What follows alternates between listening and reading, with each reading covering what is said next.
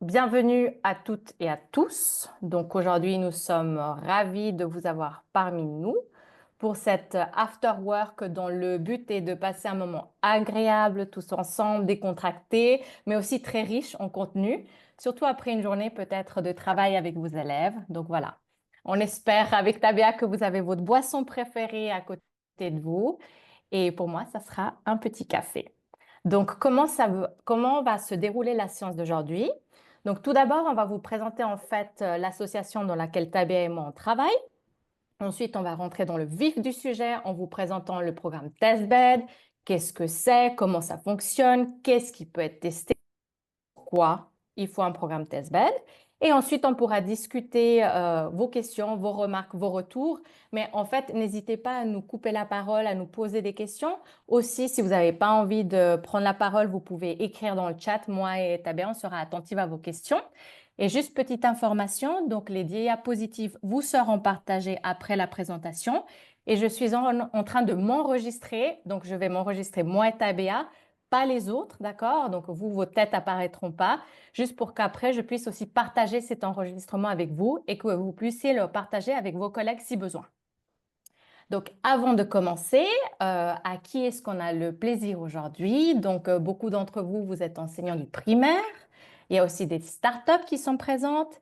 Il y a des enseignants qui ont la double casquette de personnes ressources aussi.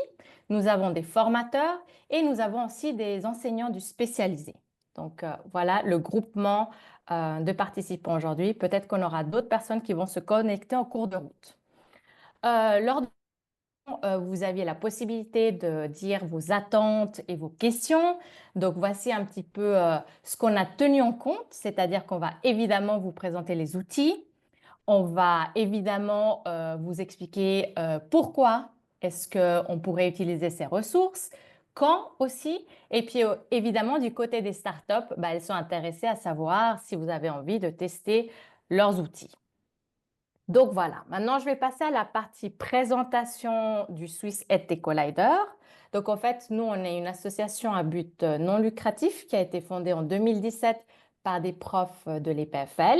Et puis en fait, on va essayer d'être un réseau de startups dans le domaine EdTech et regrouper, créer des événements où on puisse regrouper justement des gens du terrain, des enseignants, des directeurs, des gens de la finance, tout ce monde-là pour construire des espèces de partenariats, mais surtout pour promouvoir la transformation du numérique dans l'éducation par des initiatives telles que le TED. D'accord? Donc là, si vous voulez, on va rentrer vraiment dans l'explication du programme TestBed. Donc brièvement, en fait, si je peux dire ça en une phrase, c'est qu'on va offrir aux enseignants la possibilité de tester gratuitement des outils numériques en classe et de les évaluer par la suite. Donc en fait, le public cible à lequel on s'adresse, c'est des enseignants de la première à la 11e Armos. Donc c'est vous les acteurs principaux. C'est vous qui décidez de vous inscrire. Évidemment, ça va dépendre du décret de votre classe, du matériel, de la matière, du temps à disposition et de la période. Et ce qui est très important pour nous, c'est que nous, on est financé par deux fondations suisses, la Jacob Foundation et la Stiftung. Et ces deux fondations qui nous permettent en fait justement d'offrir ça aux enseignants et de financer en quelque sorte le risque. Voilà. Alors, dans la slide suivante, vous pouvez voir en fait qui sont les membres de notre équipe. Donc, il y a Tabea qui est aujourd'hui présente. Donc, elle s'occupe principalement de la partie suisse-allemande. Et puis moi, je vais m'occuper principalement de la Suisse romande. Et puis, nous avons notre directeur Roman. Alors, je vais vous expliquer comment ça se passe. Alors, nous, on va analyser les besoins et les défis qu'on trouve dans les écoles, dans les classes. Qu'est-ce que les enseignants, ils ont besoin? On va sélectionner des outils par rapport à des critères. Je vous expliquerai après quels sont les critères qu'on met à disposition. En fait, après, on va faire les tests qu'on va pouvoir faire dans les classes et on va proposer ça de manière itérative, c'est-à-dire à nouveau comme un cercle. Pardon. Retenez bien ce graphique parce qu'en fait, Après, je vous montrerai comment on arrive à avoir des données par rapport aux analyses, aux besoins et comment se déroule un test. Alors, pour le déroulement du test, nous, on a un site où les enseignants peuvent s'inscrire, d'accord? Ils peuvent choisir les outils qui les intéressent. Évidemment, nous avons aussi des enseignants qui ne savent pas forcément qu'est-ce qu'ils ont envie de tester, qui ont besoin d'être conseillés. Donc, une séance de conseil peut être aussi prévue et rajoutée. Ensuite, une fois que l'enseignant a choisi l'outil avec lequel il veut travailler, on va lui donner une formation en ligne qui dure d'environ 30 à 45 minutes. Cela dépend en fait de l'outil choisi. Ensuite, l'enseignant il va pouvoir tester par lui-même l'outil. Ça va aller de 2 leçons à 6 semaines. Parmi les 14 outils que nous avons, il y en a 3 qui nécessitent que moi, au TABA, on vienne dans l'école parce qu'on a du matériel à amener. On vous expliquera après lesquels ont besoin que nous, on vienne en classe. D'accord? Et ensuite, on demande aux enseignants de nous faire un feedback concernant l'outil. Le feedback est un feedback en ligne et il prend environ 15 minutes. Après, je vais vous expliquer un petit peu quel type de questions on vous posera. Pardon, j'ai une petite toux. Mais voilà, après que l'enseignant ait rempli le questionnaire, il va recevoir un petit certificat de participation parce qu'on souhaite valoriser justement les enseignants qui se lancent et qui testent nos outils.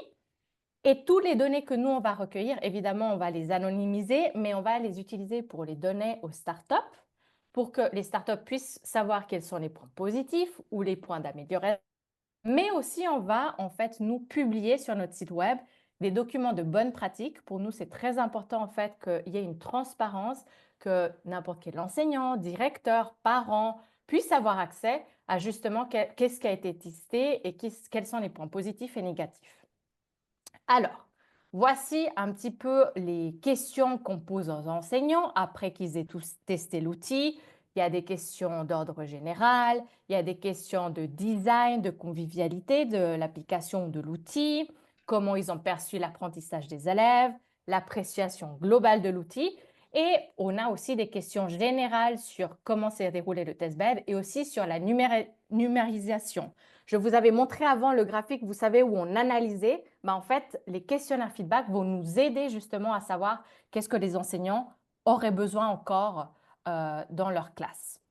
Ça, c'est un petit peu ce que nous avons trouvé en juillet 2024 par rapport aux besoins des enseignants. Donc, vous pouvez constater sur ce graphique, sur ce schéma, qu'il y a un fort besoin en termes de individualisation et différenciation des apprentissages des élèves. Il y a aussi un souhait d'économiser du temps dans tout ce qui est le travail de correction, par exemple, ou bien dans la création d'exercices et de tâches, ou bien dans tout ce qui est admin ou organisation. Là, vous avez vraiment une palette de besoins qu'on a trouvés dans l'école, ce qui va nous pousser justement à choisir des outils. Une des questions qui nous a été posée, c'est mais pourquoi est-ce qu'il faut un programme comme ça? Comme vous le savez, évidemment, dans le marché maintenant, il y a un marché qui est assez grand avec plein d'applications, d'outils numériques. Et en fait, on souhaite faciliter en fait, le choix des outils pour gagner du temps. Évidemment, il faut une plus-value pédagogique ou une plus-value en termes de temps parce qu'on ne va pas utiliser des outils pour utiliser des outils numériques. Il faut vraiment qu'il y ait vraiment une plus-value. Et ce qui est chouette, c'est qu'ils vont être tout le long accompagnés par moi et TABA durant cette phase de test. Donc, il y a vraiment un vrai soutien. Alors, ici, vous avez quelques chiffres. Donc, à ce jour-là, on a 165 écoles qui ont déjà été touchées, avec environ 7000 élèves, ce qui équivaut à 365 enseignants à peu près. Et moi, ce que j'ai envie de vous montrer, c'est ce graphique. Donc, ce graphique nous montre bien que les cantons allemands ont déjà utilisé et sont en train d'utiliser le programme TestBed. Mais notre travail maintenant, va être d'augmenter ces tests dans les cantons romans. D'où le lancement officiel aujourd'hui. Et puis là, on essaye de faire de la communication. Parce que ce qui nous intéresse, c'est que ce soit représentatif, évidemment, de la Suisse. Alors, je vous disais avant qu'on a certains critères pour choisir ces outils-là. Donc, nos critères pour faire le choix, bah, évidemment, c'est que l'outil soit dans parler de l'enseignant, que ça fonctionne bien, qu'il soit adapté à l'âge que je vous ai dit de 1 à 3, du cycle 1 au cycle 3, qui est un lien avec le père ou avec le Lehrerplan 21 pour les Suisses allemands, qui est une plus-value pédagogique ou que ça facilite, par exemple, les tâches administratives. Évidemment, la protection des données pour les écoles est très importante et pour les profs. Donc voilà, durant le programme TestBed, l'utilisation est gratuite. Nous, on a une personne de contact auprès des startups et nous, on demande aux startups d'avoir une participation à long terme.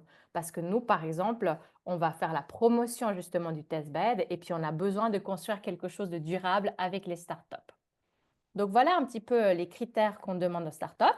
Et maintenant, on va passer à la partie, on va dire, la plus intéressante, c'est mais qu'est-ce qui peut être testé? D'accord? Là, vous avez les logos des outils qui peuvent être testés dans votre classe. Et pour faciliter aujourd'hui, bah, en fait, on les a dispatchés en plusieurs catégories. D'accord? Donc, on va commencer par vous présenter les outils qui peuvent être testés concernant la programmation. Ensuite, on va vous présenter qu'est-ce qui peut faciliter pour les examens numériques. On va vous présenter des outils interdisciplinaires, par exemple, qui fonctionnent avec du maths, français, etc. Ensuite, on a les outils pour un petit peu les plus petits. Et il y a certains outils qui sont en allemand, mais qui nous semblent importants de vous présenter aujourd'hui, parce que certains vont être éventuellement traduits en français, et d'autres, franchement, il faut une connaissance basique d'allemand pour pouvoir les utiliser. Donc, ça nous semblait important de vous les présenter aujourd'hui. Alors, pour l'instant, je vais arrêter ma présentation pour aller sur le site web. Est-ce que jusque-là, vous avez des questions qui auraient pu subvenir lorsque j'étais en train de parler? N'hésitez pas, hein, franchement, ouvrez vos Ce que je micros, vous pourrais pouvez écrire. probablement Mhm. rajouter, c'est pour nous, c'est pas l'objectif que toutes les écoles en Suisse travaillent beaucoup, beaucoup de temps avec des outils numériques. Notre intérêt, c'est que des outils de qualité, d'une haute qualité, vont trouver le chemin dans les écoles. Donc, on fait ce choix entre tous les outils qui existent et qui proposent une vraie plus-value. Mhm. Euh, c'est ça qui est beaucoup, et c'est pour ça qu'on est payé aussi par les fondations, en fait, pour vous faciliter votre travail, le travail des enseignants. Et en même temps, ça donne une plus-value aussi aux entreprises qui développent ces outils parce que pour eux, c'est important de savoir quels sont vos besoins, comment ils peuvent améliorer leurs outils pour les adapter vraiment aux besoins des écoles, des enseignants et des élèves. Mm. J'aurais une Vous petite avez raison. question, si je peux me permettre. Bien sûr, Pierre-Alain. Ces outils sont des outils fabriqués par les entreprises privées, donc il y a des abonnements, hein, il y a un coût pour les parents ou pour les écoles. En Suisse alémanique, est-ce que les écoles subventionnent les élèves ou les classes qui choisissent de travailler avec Evulpo ou une plateforme de ce genre? C'est- on a vu qu'il y a une assez grande différence entre la Suisse romande et la Suisse allemande. Déjà, la Suisse allemande, elle a commencé peut-être un peu plus tôt d'investir dans l'infrastructure pour utiliser des outils numériques. Avant qu'il y avait des outils numériques, on avait des livres, des moyens d'enseignement. Et ces livres, ils étaient produits par des éditeurs. Et ces éditeurs, c'est des entreprises aussi, hein, qui ont travaillé soit avec des enseignants, soit avec des chercheurs qui ont produit le contenu. Aujourd'hui, c'est pareil, sauf que les enseignants ou non spécialistes du réseau EdTech ou de l'EPFL, ils travaillent avec des entreprises qui sont spécialistes pour ces outils numériques. Mais c'est toujours une collaboration, pardon. Mhm. Et au lieu que les écoles ils achètent un livre pour leurs enseignants, mais ils vont peut-être acheter une licence pour leurs élèves. Souvent, dans la Suisse allemande, c'est les écoles qui achètent une licence Mais quelquefois, quand c'est des outils qui sont seulement pour certains élèves, par exemple en difficulté, c'est possible. Aussi que les parents, ils achètent l'outil. Ou par exemple, on a un outil qui prépare les élèves pour le lycée, qui s'utilise très souvent en Zurich. Là, quelquefois, oui, c'est les élèves qui vont payer ou leurs parents qui vont payer directement euh, la licence.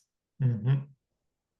Mais dans la Donc, plupart des cas, c'est l'école qui va acheter licence pour ses élèves.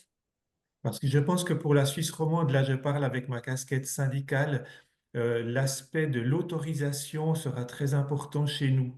Un enseignant ne pourra pas utiliser une plateforme privée s'il n'a pas l'autorisation de sa direction d'école. Et il faudra convaincre les directions d'entrer dans un partenariat avec une Mm. entreprise en montrant la plus-value de ce partenariat. Alors, En fait, c'est Pierre-Alain, pour ça. Pardon. là, tu parles de l'après, en fait. Si tu veux, l'après, c'est-à-dire s'il y a une licence qui est achetée, etc. Mais durant notre programme TestBed, vu qu'il y a, si j'ose dire, la gratuité, en fait, Mhm. du coup, la question ne se pose pas en termes de financement. Nous, on a parlé avec plusieurs cantons qui se sont posés justement la question, mais comment on fait après si l'enseignant aime tel outil, etc., etc.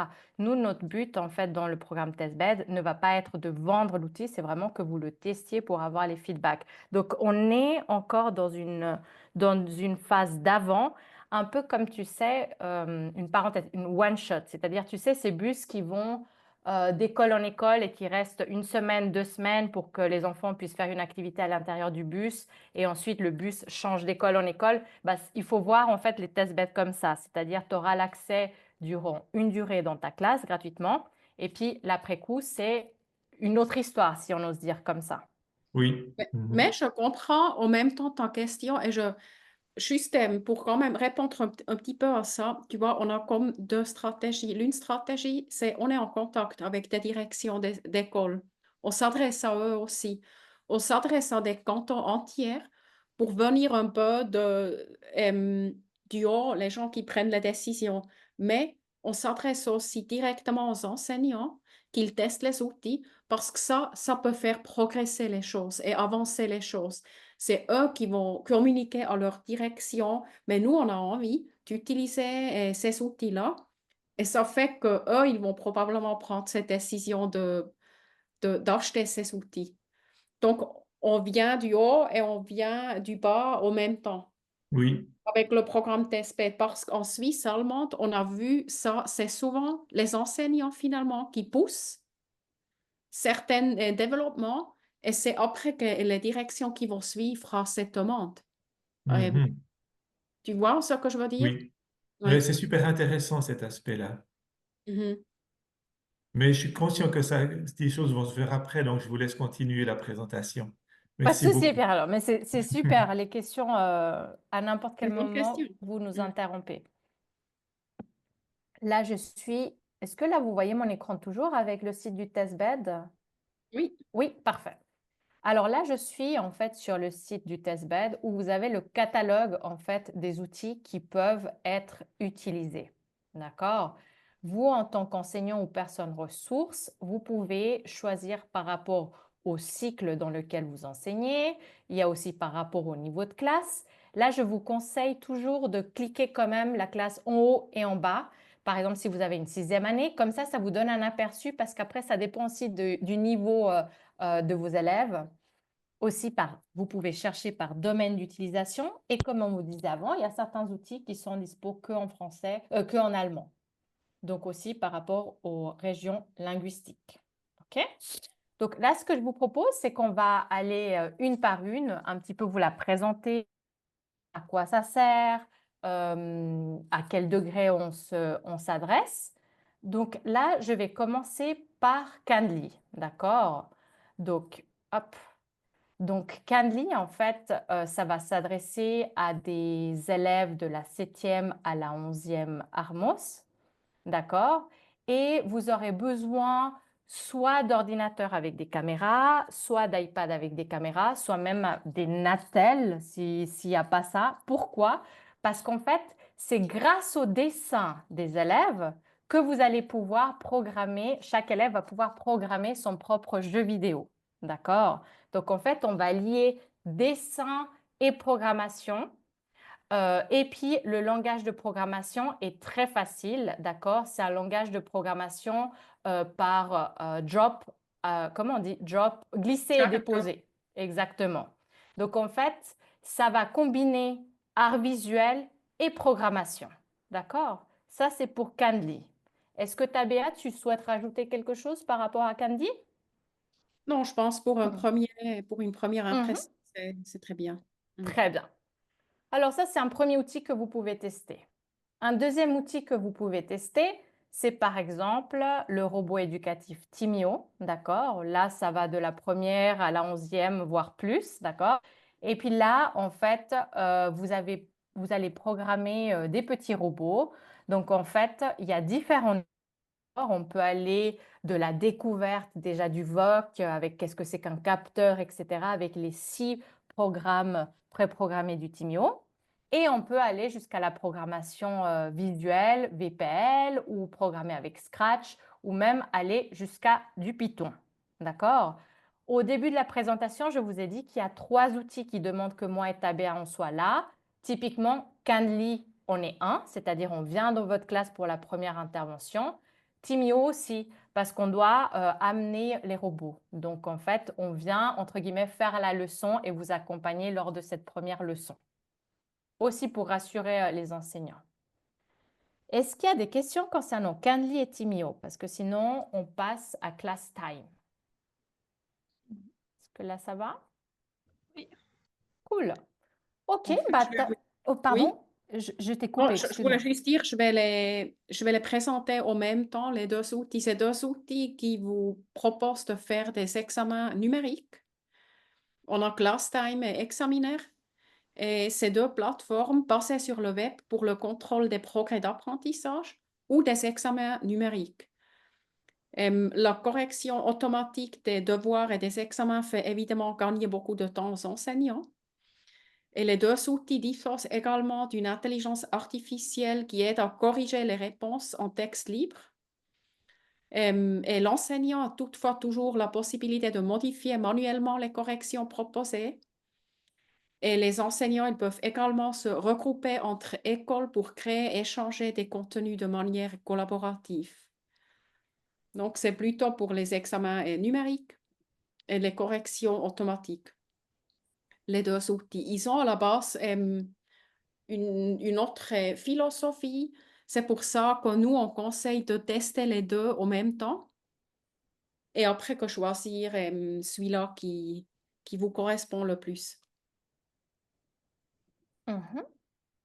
Est-ce que vous avez des un examineur, il faut se loguer pour avoir les données en français. Et malheureusement, j'arrive pas aujourd'hui à me loguer, mais sachez que en fait, à l'intérieur, c'est en français. N'ayez pas peur de l'allemand pour examineur, si jamais. C'est juste une petite précision. Est-ce qu'il y a des questions? Ah, attends, il y a On dans peut le faire chat. sur quelle matière? Ah, voilà, ça c'est une bonne question. Tabea, est-ce qu'on peut faire toutes les matières avec examineur et puis class time? Mhm. En fait, eux, ils disposent toutes les deux plusieurs types de questions. Tu vois, tu peux travailler, tu peux faire des choix multiples, tu peux faire vrai ou faux, tu peux demander une réponse libre où les élèves ils doivent écrire une réponse, un petit texte, même tout un essai, des textes longs. Tu peux intégrer des vidéos, des images, des audios. Tu peux créer ce que tu veux et surtout toutes les matières. Oui. Ok. D'accord. Et puis nous avons aussi, on revient un petit peu à du Timio, mais il y a Aurélie qui nous dit que dans le canton de Vaud, du coup, ils utilisent du Timio. Donc voilà, je ne sais pas si c'est tous les degrés, comment ça se passe, mais si tu penses qu'il y a des enseignants qui ont envie d'être accompagnés par moi et Tabea lors de la première leçon pour tester, bah, on est là, si jamais. Je ne sais pas si Mhm. ça t'aide un petit peu. En fait, ce que je n'ai pas dit, il vous faut des ordinateurs Oui. pour ClassTime et Examiner Oui. Mhm. pour créer les examens, mais aussi pour les accomplir, pour participer aux examens. Oui.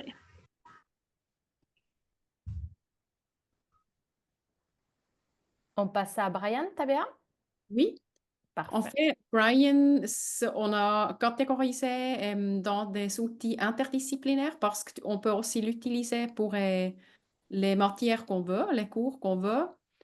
Il vous faut à l'enseignant un ordinateur et les élèves, ils peuvent travailler avec une tablette ou un smartphone. Les deux sont possibles.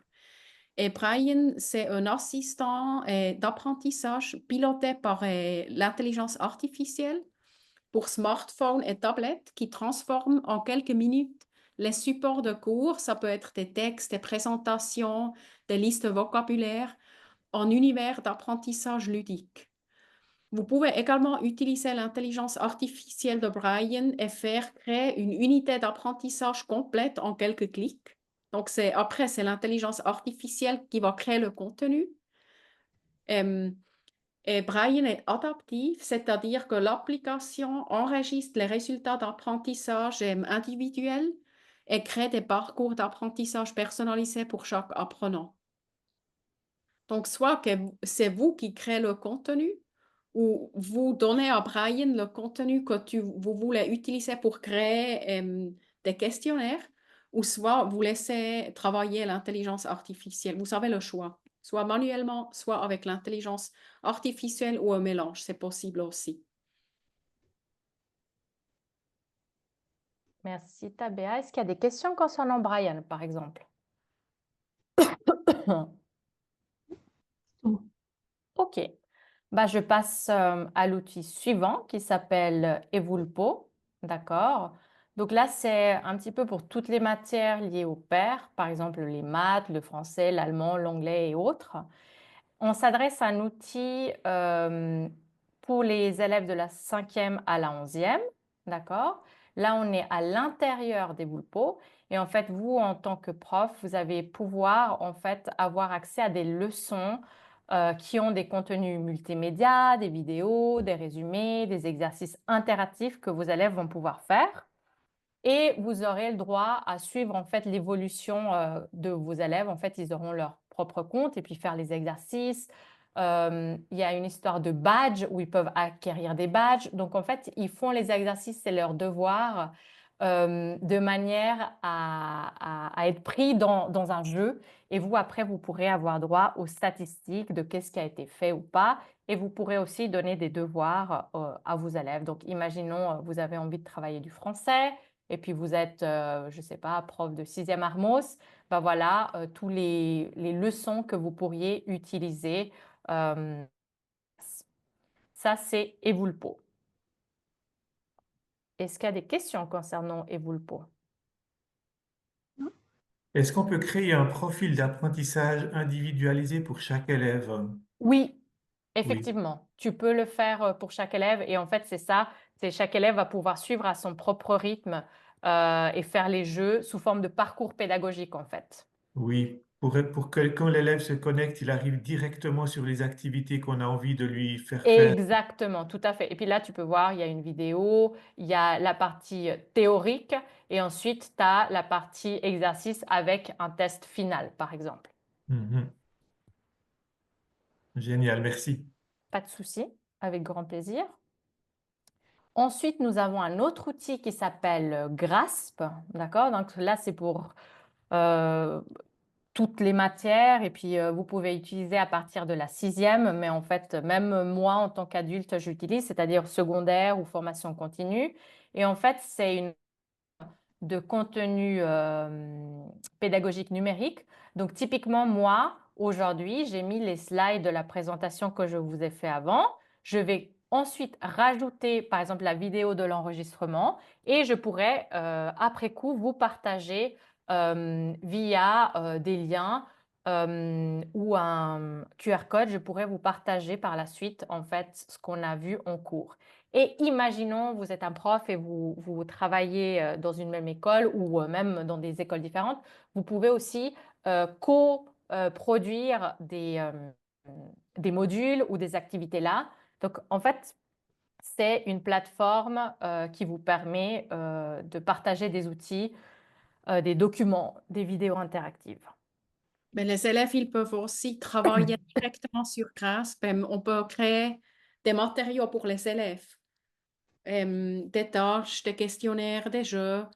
On peut créer directement sur la plateforme avec des images, des vidéos, des audios, des textes. Merci Tabea pour la précision. C'est gratuit.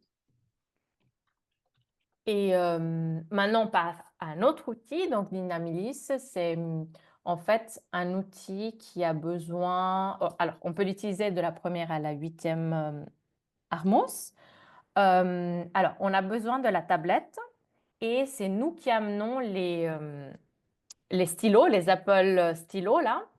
Donc, cet outil-là aussi demande que la première fois, ce soit moi et Tabea qu'on vienne pour vous accompagner.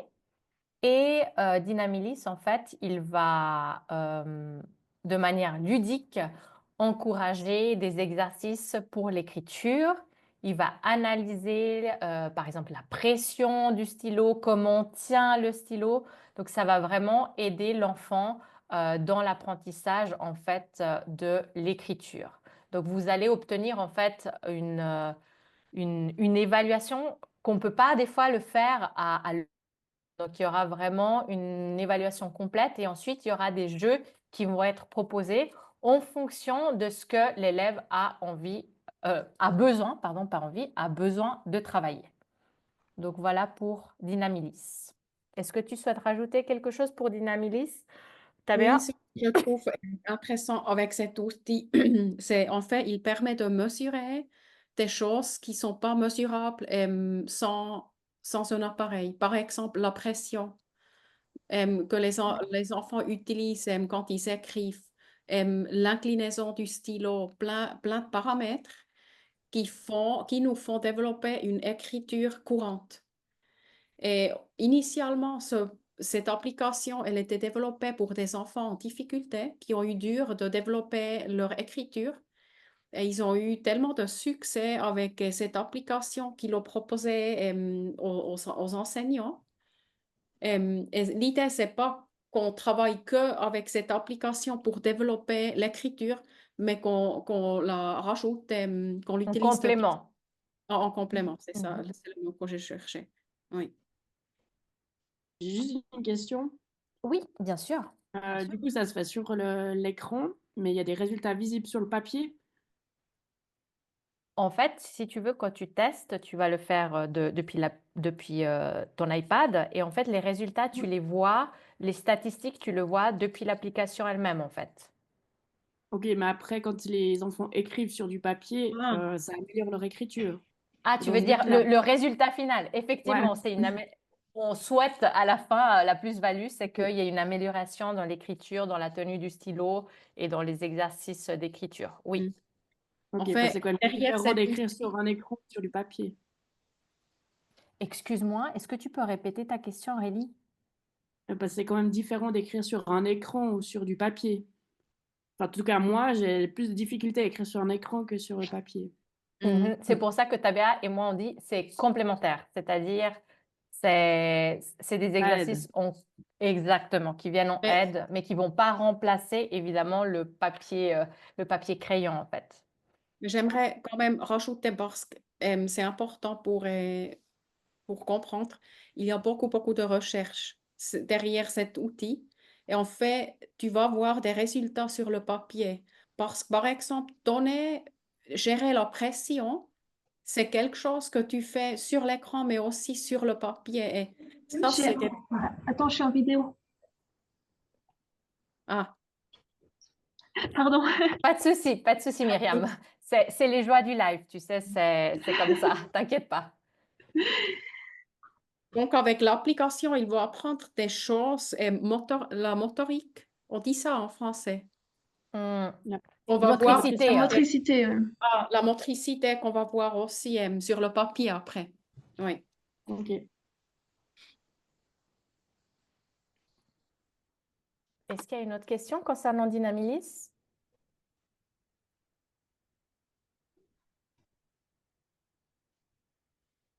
Très Donc, bien. Alors, on peut passer à Cocorolingua. j'ai le plaisir de vous présenter Cocorolingua. Il y a aussi le développeur de Cocorolingua qui est présent aujourd'hui. Kevin, si tu veux, après, tu peux rajouter des choses qui te paraissent importantes. En fait, Cocorolingua, c'est un site pour apprendre des langues. Actuellement, on peut apprendre l'allemand, ça c'est intéressant pour la Suisse romandie, l'anglais, le français et je crois aussi l'espagnol. Cocorolingua, c'est assez facile à utiliser parce qu'il n'y a que l'enseignant qui a besoin de l'équipement, c'est-à-dire un ordinateur, un haut-parleur et un projecteur. Si on l'utilise en petit groupe, ça suffit tout bêtement d'avoir un ordinateur. Et Cocorolingua est une méthode d'apprentissage efficace qui permet aux enfants d'apprendre des langues étrangères, que j'ai mentionné déjà. La particularité de cette méthode est que les enfants de langue maternelle transmettent leur propre langue à d'autres enfants. Cela déclenche naturellement des émotions chez les enfants et augmente la motivation et les performances d'apprentissage. On trouve donc sur la plateforme de nombreuses vidéos réalisées par des enfants pour des enfants et ainsi que d'autres ressources pédagogiques.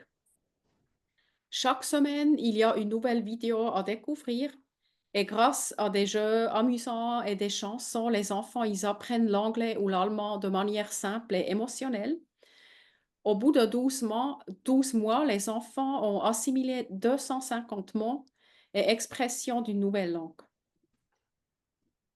C'était mon résumé, Kevin. Kevin, est-ce que tu veux rajouter Rajouter? quelque chose? Alors, merci Tabea, t'as bien présenté. Effectivement, le programme existe pour apprendre l'anglais, le français, l'allemand et l'espagnol. Donc, effectivement, comme Tabea le mentionnait, ça pourrait être un bon outil pour apprendre l'allemand, vu que aujourd'hui, en Suisse romande, comment dire, l'enseignement de l'allemand est un peu compliqué. Donc c'est pour ça que je vous inviterai, si vous le souhaitez, de découvrir ce programme pour apprendre l'allemand ou aussi l'anglais si vous souhaitez. Et voilà, la particularité, c'est vraiment que ce sont des enfants natifs qui apprennent à vos élèves via des vidéos interactives en ligne. Donc Merci, voilà, Kevin. je vous encourage à tester. Kevin, Merci. tu sais pourquoi? Je ne sais pas si je t'ai dit déjà une fois pourquoi j'aime bien Cocorolingua. Non. Parce qu'un de mes sujets quand j'étais enseignante, j'étais pendant 15 ans enseignante et j'ai écrit des manuels scolaires, travailler avec les émotions. Je trouve que c'est un point clé dans l'enseignement et c'est exactement ce que vous faites. Travailler avec les émotions, utiliser les émotions pour apprendre. Mm. Merci beaucoup. Effectivement, il y a ce lien émotionnel qui se crée entre enfants et élèves parce qu'ils se reconnaissent et en plus, les enfants, ils se sentent confiants dans l'apprentissage parce qu'ils se disent, si l'enfant dans la vidéo parle allemand, moi aussi, j'y arrive parce que vu qu'ils ont le même âge, donc il y a cette relation émotionnelle comme Tabea le mentionnait et aussi cette confiance en soi qui qui se instaure dans l'enfant. Merci. Est-ce qu'il y a une question concernant Cocorolingo? Est-ce qu'il y a un contrôle indépendant, des études indépendantes sur l'efficacité de Kokoro, par exemple? Alors, ce qu'on a remarqué après 2 ans de recherche et développement, c'est que si le programme est suivi régulièrement, c'est-à-dire on conseille de regarder chaque vidéo entre 3 et 5 fois par semaine, si le programme est suivi régulièrement, l'enfant arrive à assimiler au moins 250 mots et phrases simples, courantes dans la langue avec un accent parfait parce qu'il écoute dans la vidéo des enfants natifs. Euh, Je vous encourage aussi à aller dans notre chaîne YouTube. Vous trouverez une série de témoignages d'enseignants qui témoignent concrètement comment ils utilisent le programme, que ce soit pour l'apprentissage de l'anglais ou d'autres langues. Et aujourd'hui, nous avons nombreuses écoles en Suisse qui utilisent aussi déjà le programme, surtout pour l'anglais, et quelques classes qui commencent à tester l'allemand en Suisse romande. Hmm. Est-ce que c'est plus adapté pour une utilisation individuelle ou en groupe dans la classe? Alors nous, on conseille de regarder la vidéo en groupe, comme activité de groupe. C'est quelque chose qui doit être fait en groupe comme ça. Le fait d'être en groupe, en fait, ça permet à tous les enfants de se sentir libres et confiants de participer. La vidéo est très interactive et les enfants sont toujours invités à bouger, répéter, interagir. Et le fait de regarder la vidéo en groupe permet aussi aux enfants un peu plus timides, par exemple, de se sentir libres et confiants parce qu'il n'y aura pas de jugement ou de pression dans l'enfant. Les retours qu'on a, c'est que les enseignants regardent peut-être une ou deux fois la vidéo en groupe, donc en groupe de classe, tous ensemble. Et après, peut-être, elles divisent la classe en sous-groupes, en petits groupes. Et il y a aussi cet axe ici, donc. Par exemple, tu sais, les enfants, ils vont, par exemple, chanter ensemble ou faire des mouvements ensemble ou des jeux ensemble. Ça crée une petite ambiance et joyeuse. Et c'est pour ça que je pense que c'est plutôt adapté pour une groupe. Mais après, une fois qu'ils ont eu cette expérience, chaque enfant, c'est possible qu'il le fasse tout seul aussi. Mm. Et puis, quelle Et est on la n'a pas tranche d'âge? mentionné l'âge, Kevin. Tu veux encore dire quelque chose sur l'âge? Oui. Alors, c'est pour tous les enfants entre 3 et 10 ans, 8-10 ans. Les sujets, ils sont en rapport avec les unités des moyens officiels qu'on a ou pas forcément? Oui et pas forcément. C'est-à-dire que, Les deux. il y aura des thèmes qui sont bien sûr en lien et on va aussi un peu plus loin avec d'autres thématiques. Mais je dirais que c'est des sujets qui s'utilisent dans le quotidien, qui sont importants pour le quotidien quand tu vas dans un pays où tu veux communiquer. C'est des sujets un peu classiques qui servent à utiliser cette langue dans le quotidien. C'est ça. L'objectif est vraiment de faire apprendre aux enfants les basiques de la langue pour se sentir confiants lors d'une conversation commune. Donc, il y aura des thèmes comme on apprend d'abord à se présenter, à compter les couleurs, le vocabulaire des animaux, de la famille, de la nourriture, les jours de la semaine, etc., etc. Ok. Merci pour vos questions. Euh, eh bien, on passe Mhm. au prochain outil, ça te va?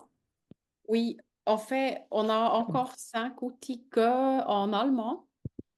Et de ces 5 outils, je vais vous présenter juste 2 outils parce que celle-là qui est ouverte actuellement, c'est un outil pour se préparer pour l'examen, pour entrer dans le lycée. Et il y a beaucoup de textes et c'est qu'en allemand. Donc, je pense je vais pas le présenter. Mhm. Après, celui-là, c'est Fuel.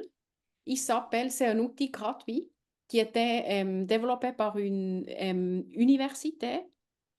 Et cet outil permet de développer des scènes, de scénarios et des films en mettant les enfants dans le rôle d'un protagoniste et en développant un dialogue avec un autre enfant, également dans un rôle.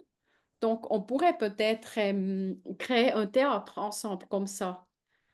Donc, 2 enfants qui prennent le rôle, qui chattent ensemble sur la plateforme et qui vont créer tout un dialogue dans le rôle d'un personnage.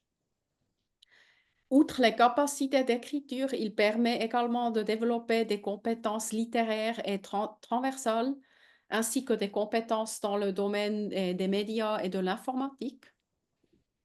Euh, Tout le contenu, il est seulement sauvegardé 24 heures et à partir de là, tout va être supprimé. Mais on peut télécharger tout le contenu que les élèves produisent. c'est pour les encourager à écrire, de créer des dialogues, mais aussi de se mettre dans le rôle d'une autre personne, d'un autre caractère. Puis, un outil que j'aimerais bien mentionner qui est en allemand, c'est Herbie. Et Herbie, il n'utilise pas beaucoup de texte pour... pardon, il sert pour corriger des feuilles de travail ou des cahiers d'exercice en les prenant en photo. L'algorithme dessine la correction sur la feuille de travail photographiée en quelques secondes et l'enseignant peut se faire une idée de la progression de l'apprentissage de l'enfant individuel ou de toute la classe sur le tableau de bord. On l'utilise beaucoup dans la Suisse allemande parce que Herbie propose des solutions pour certains moyens d'enseignement qui s'utilisent dans le canton de Zurich. Mais Herbie propose aussi que les enseignants puissent produire leurs propres solutions pour n'importe quel moyen d'enseignement. Et hier, par exemple, j'ai présenté cet outil à quelqu'un de Bienne. Et cette personne, elle m'a dit que c'est assez bien compréhensible, même si on ne parle pas l'allemand. Et comme c'est un outil gratuit, je pense que ça pourrait être assez intéressant de l'utiliser aussi, même s'il n'est pas proposé en allemand. Voilà. Mais si on a une activité en français, il fera quand même le travail de correction. Voilà. Dès que tu as Ok. enregistré la bonne solution, il va comparer ta solution que tu as enregistrée avec la solution Mhm. d'enfant, n'importe quelle langue, n'importe quelle matière. Oui. Ok. Et je trouve, ce que je trouve intéressant, tu vois, comme dans la Suisse romande, beaucoup d'écoles, ils utilisent les mêmes moyens d'enseignement, mais ce travail, tu dois le faire juste une fois et puis toutes les écoles, ils peuvent en profiter. Et l'enfant, ce qu'il va faire, une fois qu'il a rempli la fiche, le fichier, le feuille de travail, il va le prendre en photo et ça se corrige en 3 secondes.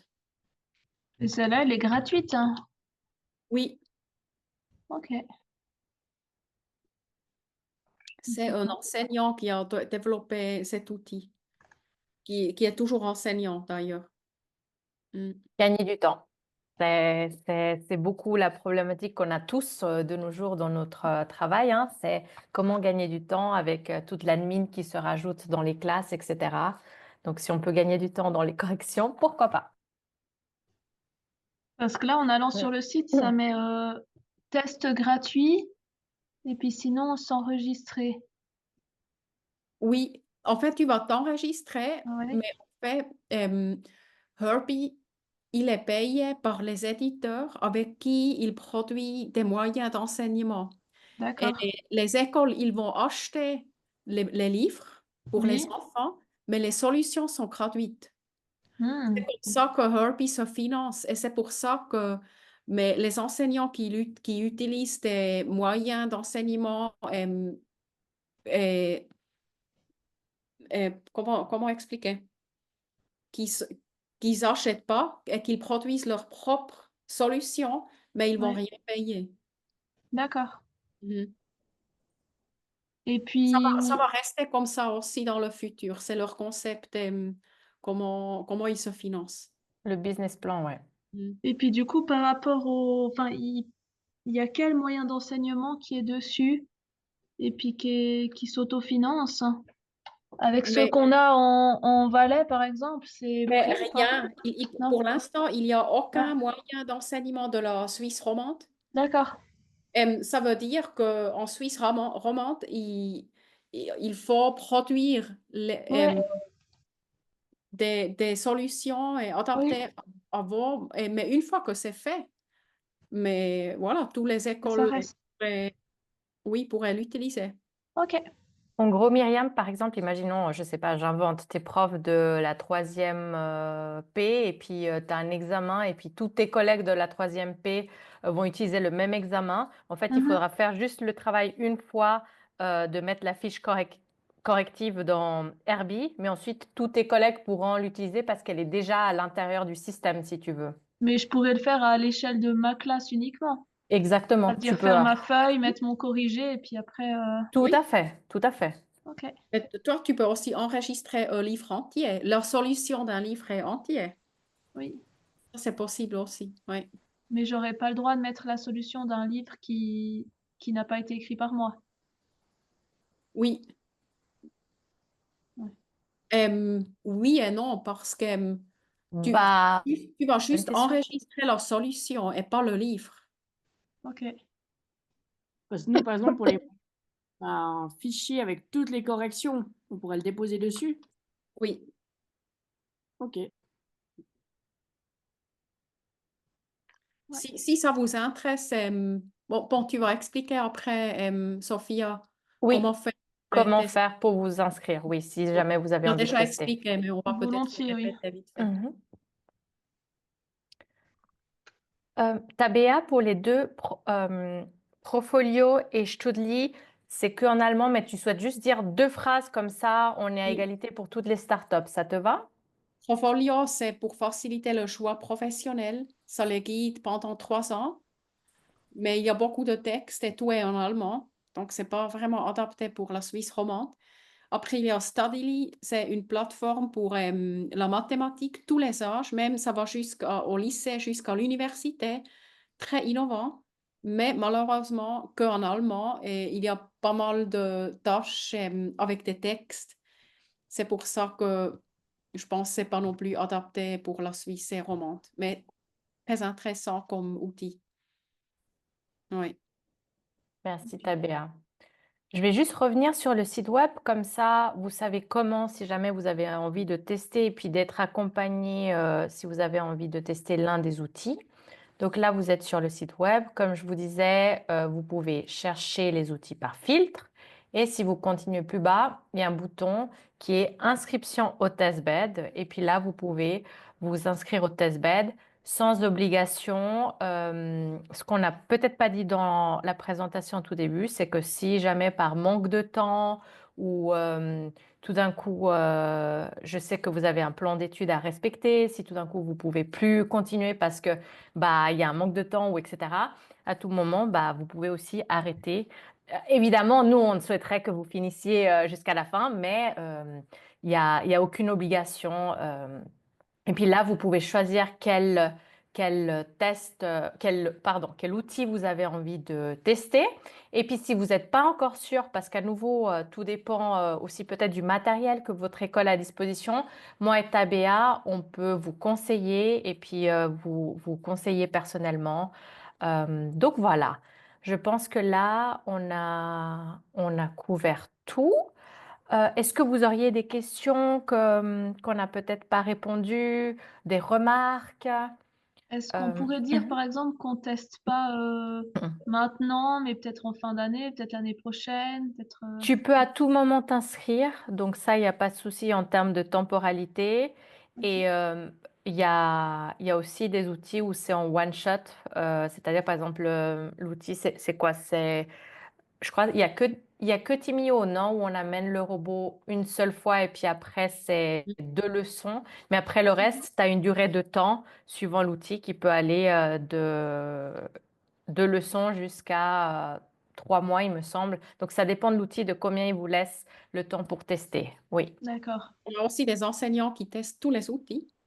Et ils testent toujours 2 outils en même temps. Et pendant cette formation-là, on fixe déjà une date pour dans 3 mois pour tester 2 autres outils. Ok. Tu es vraiment libre. Une fois que tu t'es inscrit, tu ne dois pas t'inscrire de nouveau.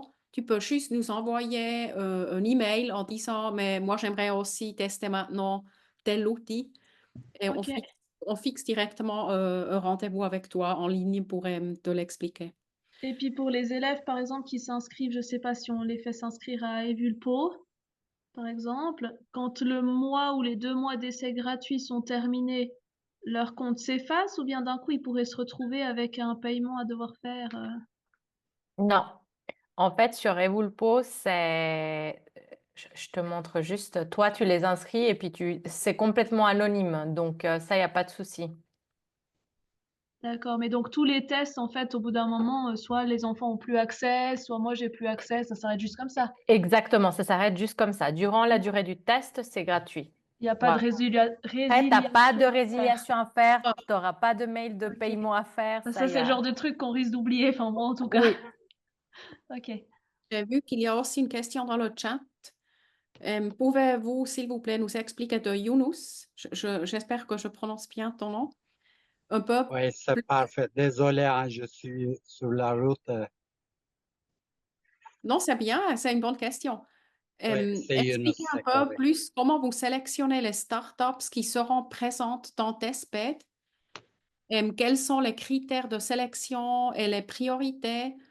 Nous travaillons actuellement sur une idée et aimerions collaborer avec TestBed, mais soyez sûrs de la route à suivre. Désolée de ne pas avoir ouvert mon appareil photo et micro puisque je suis sur la route. Et merci beaucoup pour votre réponse. Déjà, je te donne la première réponse. Nous, on part des besoins des enseignants qu'on recueille avec des questionnaires. Et selon ces besoins, on cherche d'abord parmi les entreprises qui sont sur notre plateforme. On a plus que 90 startups sur la plateforme de l'ET Collider. Et parmi eux, on va choisir les outils qui répondent à ces besoins.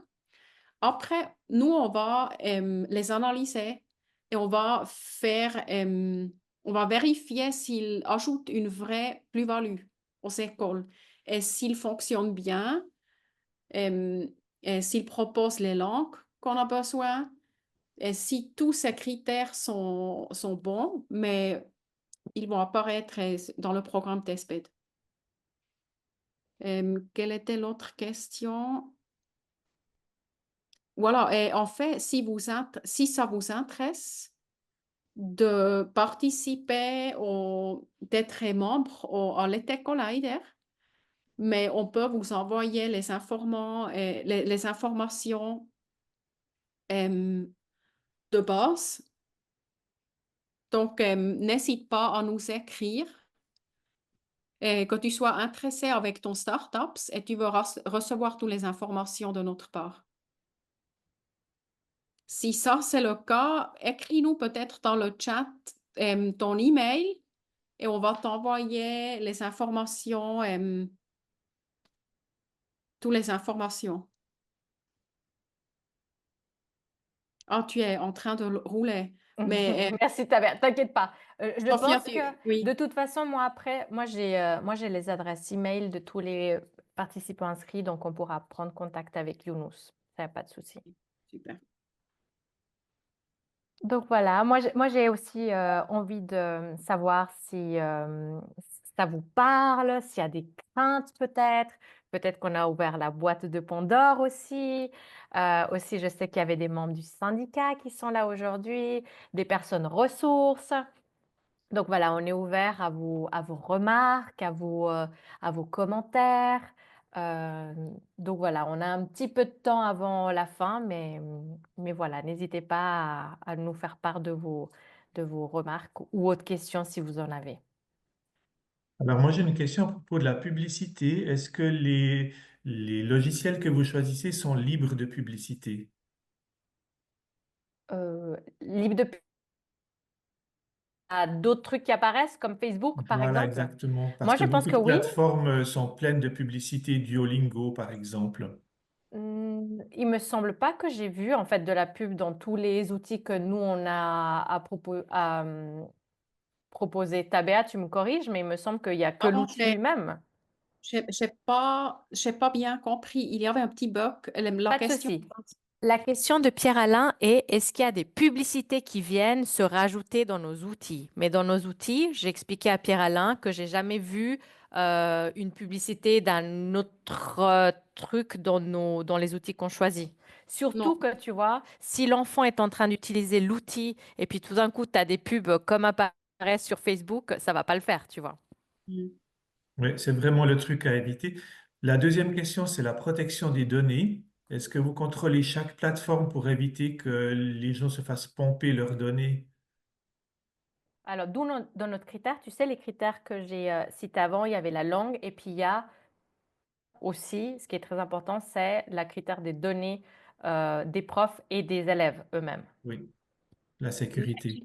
il faut savoir, Pierre-Alain, que la question de protection de données, elle est hyper compliquée. En fait, chaque canton en Suisse a d'autres lois, mais il y a quand même des lois européennes et en Suisse en général, et c'est là où il faut que ça coche. Mais Mhm. on peut pas, comment dire, de garantir que ça correspond à chaque canton Oui. individuellement. Mhm. D'ailleurs, je Et me demande pour Neuchâtel, tu sais s'il y a quelle est la politique neuchâteloise? C'est-à-dire d'une manière plus précise. C'est-à-dire, par exemple, on a discuté avec le canton et puis eux, ils nous disaient que eux, les outils devaient être stockés, par exemple, en Suisse. Du coup, je me Mhm. demandais si le canton de Neuchâtel, ils avaient aussi des critères de sélection spécifiques à chaque canton aussi, tu vois. Alors, dès qu'il y a des données des élèves, ça doit être stocké en Suisse. Mhm, Ça, mhm, c'est clair. mhm. mm, Aucune donnée d'élève ne doit sortir. Les plateformes doivent être sécurisées. Mhm. Pour le reste, il y a un contrôle et le canton de Neuchâtel bloque les applications qui sont pas sûres, qui ont été détectées comme étant peu sûres. Comme Mais ça dangereuse. donne une Mhm, insécurité parce que les enseignants s'habituent à des plateformes et tout à coup, du jour au lendemain, elle est bloquée pour l'école. mhm, mhm, Donc, c'est un problème. mhm. mm. Après, tu vois, on a des outils qui collectent aucun données. Par exemple, Cocorolingua, c'est juste tu montres le vidéo et il n'y a aucun contact sur la plateforme avec les enfants. Mais aussi Herbie, par exemple, pour les corrections automatiques, les enfants sont très, très euh, anonymisés. Mhm. Tu peux choisir n'importe quel nom pour les enfants et il n'y a pas un email qui doit être utilisé. Il n'y a rien du tout. Oui, Donc, si oui, je quand pense que c'est c'est très, bien. très strict, on peut aussi vous conseiller par ce point de vue sur les outils. Mhm. Parce qu'effectivement, tu sais, dans les filtres que nous on a par exemple par degré, par discipline, mais tu pourrais imaginer de filtrer les outils, par exemple, par le hardware ou le software que chaque canton a, tu vois, ou que chaque école, ou que parce que d'une école à l'autre aussi, ça change. Donc ça aussi, c'est une possibilité de rentrer par là-dedans, tu vois. Mhm. Et qu'on n'a pas actuellement. Mhm, Pas un filtre comme ça. mhm. Mais si tu veux être conseillé par nous, on peut de donner des informations comme ça. Oui, oui, oui, si j'ai des questions plus précises, Oui, volontiers. Très bien. J'ai pas vu le temps passer, mais c'est déjà 18h04. Euh, donc, je pense qu'on va clôturer la session. Merci de vos nombreuses questions. Merci de votre participation. Tabea et moi, on reste à votre disposition en cas de questions. Et puis, vous allez recevoir un mail avec le lien de la présentation qu'on a fait, de l'enregistrement de la présentation. Et n'hésitez pas à partager l'information à qui vous le souhaitez. Donc voilà, je crois que j'ai rien oublié. Tabea, je pense que tout est bon. tout est bon. Super. Je me Merci. réjouis. Merci à tous et à toutes.